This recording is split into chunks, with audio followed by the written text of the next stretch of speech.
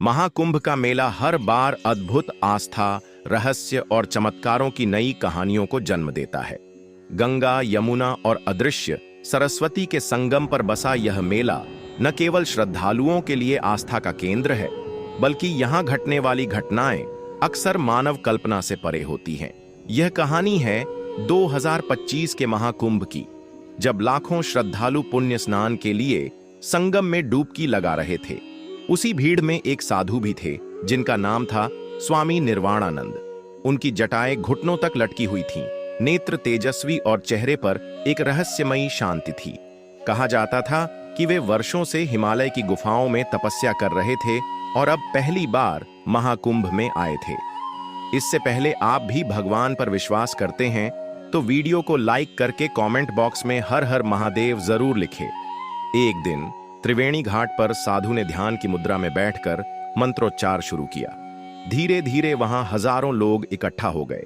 साधु का स्वर जैसे वातावरण को चीरता हुआ आसमान तक पहुंच रहा था। अचानक कुछ ऐसा हुआ जिसने वहां मौजूद सभी लोगों को अवाक कर दिया। स्वामी निर्वाणानंद का शरीर धीरे धीरे धरती से ऊपर उठने लगा। भीड़ में सन्नाटा छा गया। लोग अपनी आंखों पर यकीन नहीं कर पा रहे थे। साधु के शरीर के चारों ओर हल्की नीली रोशनी की आभा फैल गई थी।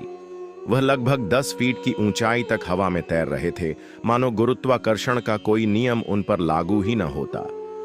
कुछ लोग इसे चमत्कार मानकर नतमस्तक हो गए, तो कुछ ने इसे किसी तरह का भ्रम या चालाकी समझा। लेकिन वहां न तो कोई रस्सी थी, न कोई तकनीकी उपकरण। साधु बस हवा में तैरते हुए मंत्रों का जाप कर रहे थे। एयूएम नमः शिवाय। उनकी आंखें बंद थीं और उनके चेहरे पर परम आनंद की मुस्कान थी। भीड़ में एक वैज्ञानिक भी मौजूद था, प्रोफेसर अजय वर्मा, जो ऐसी घटनाओं पर शोध करते थे। उन्होंने साधु के आसपास के वातावरण की जांच की, लेकिन कोई तार्किक व्याख्या नहीं मिली। हवा स्थिर थी, कोई चुंबकीय उपकरण भी नहीं पाया गया। प्रोफेसर ने स्वीकार किया, यह विज्ञान की समझ से परे है। कुछ क्षणों बाद साधु धीरे धीरे धरती पर उतर आए। उन्होंने आंखें खोलीं, भीड़ की ओर देखा और शांत स्वर में बोले, जिसने अपने भीतर के गुरुत्व को त्याग दिया, उसके लिए बाहरी गुरुत्व का कोई महत्व नहीं। यह शक्ति हर किसी के भीतर है, बस उसे जागृत करने की आवश्यकता है। फिर साधु भीड़ में खो गए, जैसे वे कभी थे ही नहीं। उस घटना के बाद कई लोग उनके दर्शन के लिए महाकुंभ में खोज करते रहे, लेकिन वे दोबारा नहीं दिखे। इस चमत्कार की चर्चा न केवल देश भर में, बल्कि दुनिया भर में फैल गई। कुछ लोगों ने इसे आस्था का चमत्कार कहा, तो कुछ ने इसे अध्यात्म की अनंत शक्ति का प्रमाण माना। आज भी जब महाकुंभ का मेला लगता है, वहां के वृद्ध लोग यह कहानी श्रद्धा और रहस्य के साथ सुनाते हैं।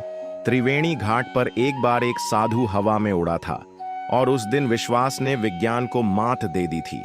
अगर वीडियो पसंद आया तो लाइक करके चैनल सब्सक्राइब करना ना भूलें।